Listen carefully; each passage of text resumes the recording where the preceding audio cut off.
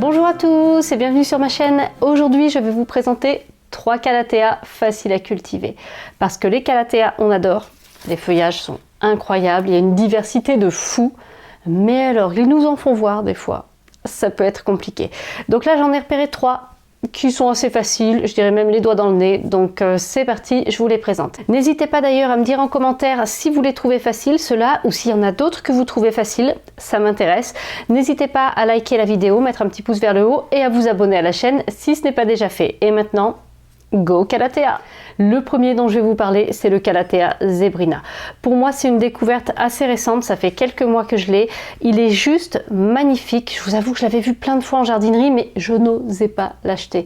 Et écoutez, il est à la maison et il ne pose aucun problème.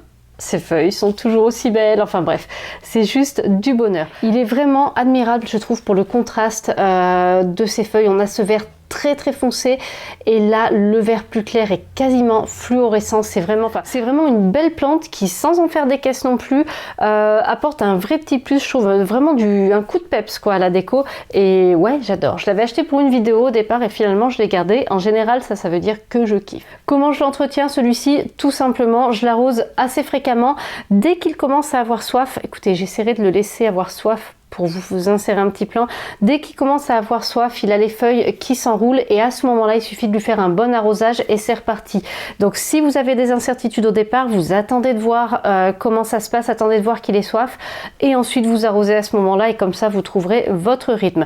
J'ai pas de soucis, vraiment, j'ai pas trop de soucis de bord des feuilles qui sèchent et tout. Je ne brumise pas.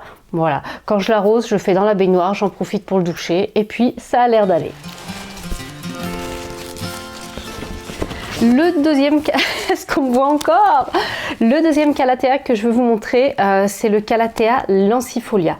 C'est pareil, une pure beauté au niveau des feuilles. Le dessous est pourpre. Le soir, celui-là, il se relève vraiment beaucoup en fin de journée. Donc vraiment, on a ce côté magnifique. Et cette plante, j'espère que les feuilles, ça fait pas de bruit dans le micro. Donc magnifique, avec une plante un petit peu à double facette. Elle a vraiment deux allures. En journée, elle est bien ouverte. On profite du motif. Et le soir, elle est plus resserrée. C'est complètement différent. Du coup, on a vraiment le feuillage pourpre qui ressort. Alors celle-ci, moi, je l'ai depuis... Ah, ça commence à faire vraiment longtemps. Je me demande si elle n'est pas plus vieille que Loulou d'ailleurs, celle-là. Elle a résisté à une attaque de thrips, donc j'ai quelques feuilles qui sont un petit peu abîmées en bas. Si vous me suivez depuis un petit moment, vous avez déjà vu toute cette histoire. Je les coupe au fur et à mesure que de nouvelles apparaissent. Et surtout, mais franchement, j'ai pas de soucis. J'ai pas de feuilles qui s'abîment, dont les bords sèchent à outrance. La seule fois où c'est arrivé, c'est à cause des thrips. Je lui ai mis une petite oya pour l'arrosage. Parfois, j'oublie de la remplir, j'oublie un peu de l'arroser. Pas de souci, il s'en remet toujours. Donc c'est vraiment un calathea pas très exigeant, mais alors qui est beau. C'est vraiment une plante, si vous voulez offrir à quelqu'un, par exemple, vous allez chez quelqu'un, vous voulez lui offrir une plante, ça, c'est un calathea qui peut le faire, je trouve. Voilà, en tout cas, moi, j'ai aucun problème avec celui-ci. Et en plus, je m'en suis pas lassée. Ça fait des années qu'il est là et j'ai absolument pas envie de ne pas l'avoir. Je l'ai rempoté une fois. Il grandit, il grossit, voilà. C'est une vraie petite jungle ici, hein. Alors maintenant, on va passer au troisième calathea de la sélection. Je vais faire un petit peu de place, hein, histoire qu'on le voit quand même. J'ai envie de laisser le lancifolia, on va enlever celui-ci.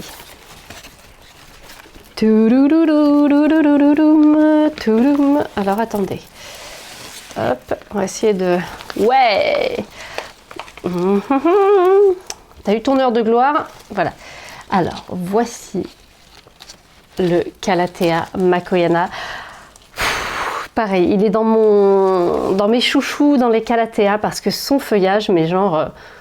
mais trop beau quoi. Et par rapport au lancifolia, alors il n'a pas le dessous des feuilles colorées et le motif peut être ressemblant de loin, mais quand on regarde de près, on a vraiment un petit détail, un petit quadrillage très fin dans les nervures qui est mais juste magnifique à l'œil. Là de loin je pense qu'on le voit moins, hein. Je vous fais des petits plans rapprochés pour que vous profitiez et vraiment c'est une beauté. Et celui-ci, alors comme tous les calatheas, comme la plupart des calatheas d'ailleurs, aucun problème de luminosité. Ils peuvent être placés à un emplacement assez éloigné de la fenêtre. C'est ce que je fais avec celui-là, notamment il m'habille un meuble que j'aime bien et ça nous permet d'avoir une plante qui n'est pas obligée d'être juste derrière la baie vitrée et ça c'est appréciable parce qu'il y a trop de plantes qui ont besoin de plein de lumière. Donc une plante qui peut se satisfaire d'un emplacement plus éloigné de la fenêtre, ça permet parfois de décorer un petit coin qui est un petit peu plus sombre, une pièce moins lumineuse, une entrée avec peu de lumière, enfin voilà. Donc facile à vivre. Alors leur point faible à tous un petit peu, ça va être les acariens ou éventuellement les thrips. Donc ça c'est des choses à surveiller et à traiter dès qu'elles apparaissent. J'en avais perdu un comme ça à cause des acariens parce que je suis partie en vacances juste après l'attaque et voilà, ça n'a pas fait de pli. Mais sinon, pareil que les autres, il est facile à cultiver. Il tolère assez bien les oublis d'arrosage alors qu'en général, les calathea apprécient vraiment un substrat humide et certains font vraiment les divas, quoi. Certains font vraiment les divas. Voilà, donc là, c'est du bonheur. Ces 3 calathea que je vous présente, c'est du bonheur. Ils sont relativement faciles, tolérants vers nos oublis d'entretien et puis ils sont magnifiques. Je sais pas parmi les 3 lequel je pourrais préférer, quoi. Vraiment, vraiment magnifique. Alors n'oubliez pas de me dire en commentaire ce que vous en pensez. Est-ce que vous avez eu, vous, des difficultés avec un de ces 3 calathea ou avec les 3 peut-être et sinon, quels sont pour vous les calathea faciles à cultiver? Merci beaucoup d'avoir regardé cette vidéo et on se retrouve très bientôt pour une nouvelle vidéo, mardi ou vendredi à 18 h.